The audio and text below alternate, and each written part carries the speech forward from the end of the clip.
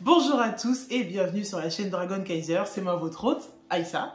Vous avez vu le titre, vous avez vu la miniature, donc en fait il y a quelques jours j'étais en train de relire le livre Les archives akashiques, les mémoires akashiques par Don Ernesto Ortiz, et donc dans son chapitre le plan astral, il parle de comment est-ce qu'avec les archives akashiques on peut aider des esprits à passer de l'autre côté ou à trouver la paix ou au moins à se détacher des personnes ou des lieux auxquels ils se sont attachés. Je t'avoue que je suis pas hyper versée sur les esprits, c'est pas des entités avec lesquelles je communique régulièrement à part mes ancêtres du coup qui sont des personnes de ma famille, donc j'ai pas énormément de théories sur le sujet ou de savoir sur le sujet. Donc toi d'ailleurs, si tu as des expériences un peu extraordinaires à me raconter que tu as pu avoir avec les esprits, mets pause là tout de suite et puis raconte-les-moi dans les commentaires, ça m'aide. Plus j'en apprends sur les esprits et plus du coup j'ai des théories à former et après à vous partager. Mais voilà, ce chapitre du livre sur le mémoire akashique, encore une fois, m'a amené à avoir ce questionnement que j'ai déjà eu plusieurs fois de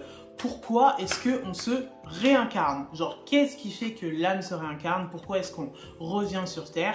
Si on part du principe évidemment que l'âme se réincarne, si c'est pas du tout quelque chose qui fait partie de tes croyances, c'est peut-être pas la vidéo pour toi. J'y ai pas mal réfléchi, au final j'en ai juste conclu que je peux pas avoir la réponse en tant qu'être humain. Je pense qu'il y a une raison pour laquelle en tant qu'humain tu es amnésique de tes vies passées, tu es amnésique de tes buts, tu es amnésique de ce qui s'est passé dans ta vie d'avant. Mais j'ai émis une théorie que j'ai divisée en 3 parties que on va explorer pendant cette vidéo. Donc gardez en tête que ce sont des opinions, des théories et des possibilités et que je ne parle que de la possibilité de la vie sur Terre. J'ai vraiment pas le temps ou l'espace mental de commencer à me poser des questions sur l'horreur cosmique que ça peut représenter la vie sur d'autres planètes ou sur d'autres plans d'existence. J'ai à côté de moi une petite dissertation que je vais essayer de vous lire parce que je pense que ce sera plus éloquent que de juste essayer de m'exprimer à l'oral et de former des phrases comme ça alors que j'ai déjà des phrases qui sont formées sur le côté. Donc, suivez-moi. Première théorie, la guérison. C'est une théorie à laquelle j'ai adhéré pendant quelques temps, genre seule, telle quelle, qui veut que lors de sa première incarnation sur Terre, l'âme est blessée. Genre hardcore, délire de 5 blessures de l'âme, une blessure quasi indélébile due à la violence de la première incarnation sur Terre sur la planète des polarités et de la binarité, pardon.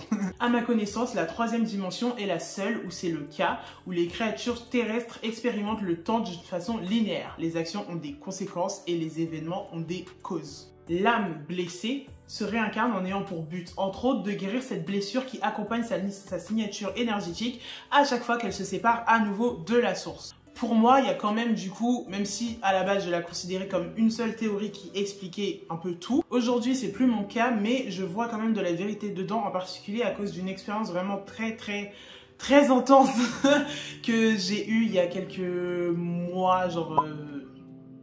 il y a un peu plus que quelques mois même, ça commence à dater un petit peu, mais vraiment une expérience extrêmement intense que je n'oublierai jamais et que je vous partagerai peut-être un jour si je me sens de le faire, mais pour moi c'est quand même quelque chose qui fait du sens, ce bout de théorie. Cependant, oui je dis cependant à l'oral parce que je suis insupportable, après y avoir réfléchi je trouvais qu'il manquait une partie à cette idée. J'avais l'impression qu'imaginer que la Terre est juste remplie d'âmes blessées se réincarnant sans fin dans la souffrance éternelle, amnésiques de leur passé, reproduisant les pires schémas de leur existence encore et encore jusqu'à ce que miraculeusement elles atteignent l'illumination, ça m'a paru un petit peu triste.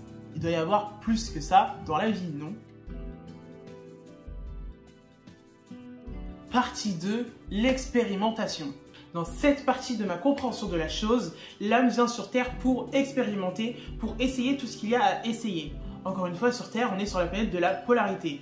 Si je fais telle chose, il se produit telle chose, et si telle chose se produit, c'est parce que telle chose a été faite. C'est une planète où malgré notre énorme cerveau fripé, on a du mal à saisir un petit peu l'énormité du monde qui nous entoure et la complexité des choses aussi qui nous entourent et même des choses que l'on crée nous-mêmes ou même la complexité juste de notre être en général. C'est une planète qui offre des possibilités que l'on ne trouve sûrement pas ailleurs et l'une de mes théories est qu'on ne trouve pour l'instant pas de vie ailleurs que sur Terre parce que elle doit être extrêmement différente de ce qu'on imagine avec notre vision qui est forcément un petit peu étriquée de ce qu'est la vie. Les regrets après la mort ou le désir de se réincarner viendrait donc peut-être d'une âme qui, après sa mort, se rend compte qu'il y a encore tellement qu'elle n'a pas expérimenté.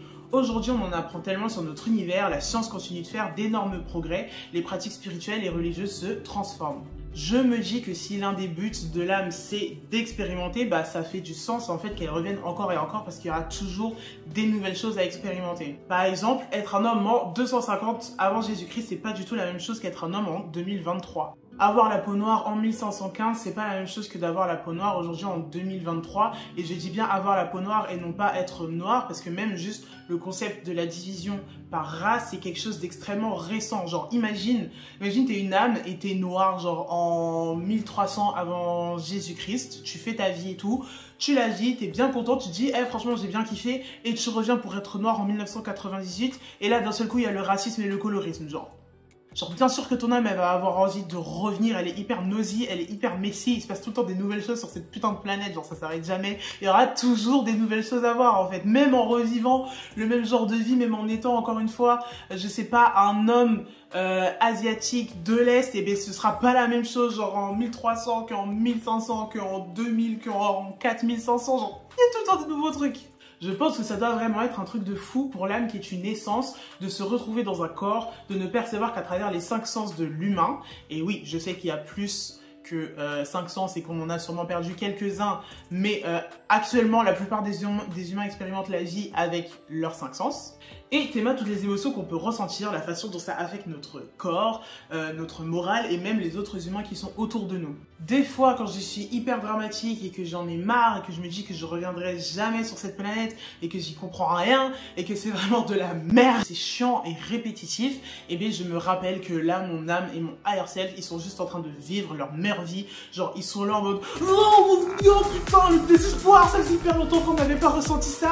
Oh my god, avoir la nausée, c'est trop chelou. Putain, je kiffe ma meilleure vie !» Et ils recommencent parce que c'est genre leur but. Ils en ont absolument rien à foutre. Mais du coup, ça m'aide à me calmer et à me grounder dans les moments heureux comme dans les moments difficiles, de me dire que je suis juste là pour vivre ma vie et que c'est ce que je fais à chaque instant. Que quoi qu'il arrive, tout se déroule selon le Keikaku. Et puis, je sais pas, genre dans ce côté encore expérimentation, juste la possibilité d'être ce que je suis censé être. Je m'explique. En tant qu'humain, on a beau être des animaux doués de conscience, mais aussi de la conscience d'être conscient, genre Homo sapiens. Sapiens, c'est notre espèce, c'est notre race d'animal. L'homme qui sait qu'il sait, on reste des humains qui ne seront rien d'autre que des humains. On a beau être vraiment louche et faire des choses louches, comme marcher sur 2 pieds, inventer le travail ou écrire des fanfictions sur Emmanuel Macron, c'est un truc qui est et qui restera propre à l'humain d'être louche de cette façon. Tout ce qu'on fait est naturel et d'une certaine façon propre à l'humain. C'est purement un truc d'humain de faire chaque chose qu'un humain est capable de faire, contrairement à l'idée rampante que l'humain est une espèce d'anomalie de la nature qui devrait disparaître pour que la Terre se porte mieux. Mais ça, j'en parlerai, je pense, dans une prochaine vidéo, soit la semaine prochaine, soit la semaine d'après.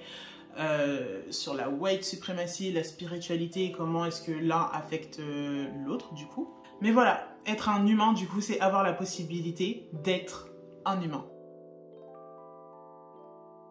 Et troisième et dernière partie de cet argumentaire, de cette énorme théorie, c'est la possibilité de créer. Donc cette théorie-là, c'est une idée qui m'a été partagée par ma meilleure amie, Winona, qui fait du contenu qui est un peu centré sur l'art, l'environnementalisme et un peu aussi la spiritualité. Et en plus, elle est extrêmement sexy, donc suivez-la sur ses réseaux, sur Instagram et sur TikTok. Mais voilà, après avoir plus réfléchi, je pense que l'âme vient aussi sur Terre pour créer. Comme je l'ai dit dans la première partie, on est sur la planète de la polarité, de la binarité et du cause à effet. Ça veut dire que tu peux créer ta réalité, manifester des choses, utiliser ton pouvoir de création pour influencer sur les choses qui t'entourent. Et on s'en rend pas forcément compte, mais on est tout le temps en train de créer. Genre rien que ta vision du monde ou la façon dont tu expérimentes les choses, c'est déjà une création. Je crois que c'était dans ma vidéo sur les aspects insoupçonné de la projection où j'avais donné cet exemple. Je suis avec 2 amis dehors, je donne une pièce à quelqu'un qui demande. Mon premier ami me dit c'est hyper cool, t'as la main sur le cœur, t'es vraiment quelqu'un de gentil. Et mon autre ami me dit garde ton argent pour toi, déjà que t'es en train de galérer, arrête de te faire pigeonner constamment. Donc cosmiquement, dans ce scénario, il n'y a personne qui a raison. Il y a juste 2 visions différentes des choses que chacun de mes amis a créées. Genre, socialement, on peut dire qu'il y en a peut-être un qui a plus raison que l'autre, mais cosmiquement, il n'y a que juste deux opinions différentes. Il n'y en a pas une qui est bonne ou qui est mauvaise, juste neutre. Il n'y a donc que les deux visions et les deux théâtres que chacun de mes amis a créés. C'est d'ailleurs une idée qui est pas mal explorée dans le livre Les 4 accords Toltec et dans le 5e accord Toltec. Si je me souviens bien, il appelle ça le rêve de l'humanité, la création d'une vision collective d'un monde, de lois, de morale selon lesquelles nous cohabitons les uns avec les autres.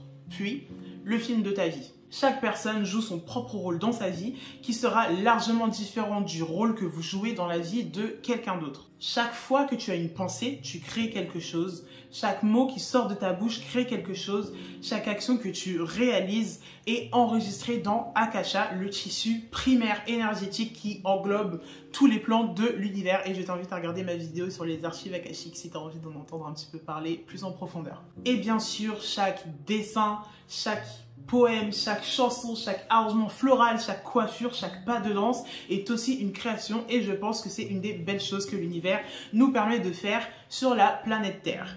Imagine, tu meurs et tu te rends compte que tu n'as pas profité à fond de toutes ces choses-là. Bien sûr que ton âme elle va avoir envie de revenir.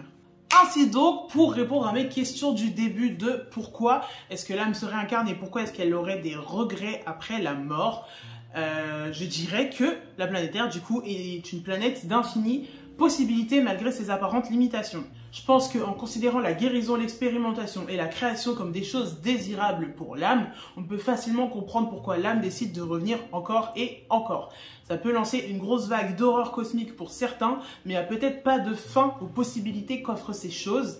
Et ça, c'est en ne prenant en compte que les scénarios qui prennent en compte l'âme, une essence censée être consciente, douée de volonté et attachée à une signature énergétique. Et je vais même pas commencer à me pencher sur pourquoi l'univers existe ou pourquoi l'âme existe ou bien qu'est-ce qu'est l'âme réellement, parce que je pense que j'ai déjà assez fomenté sur ce sujet. C'est tout pour aujourd'hui. Merci de m'avoir écouté soliloquer pendant je sais pas combien de temps ça fera au montage après avoir coupé tous les moments où je regarde dans le vide avec la bouche ouverte en réfléchissant à ce que je suis déjà en train de vous dire.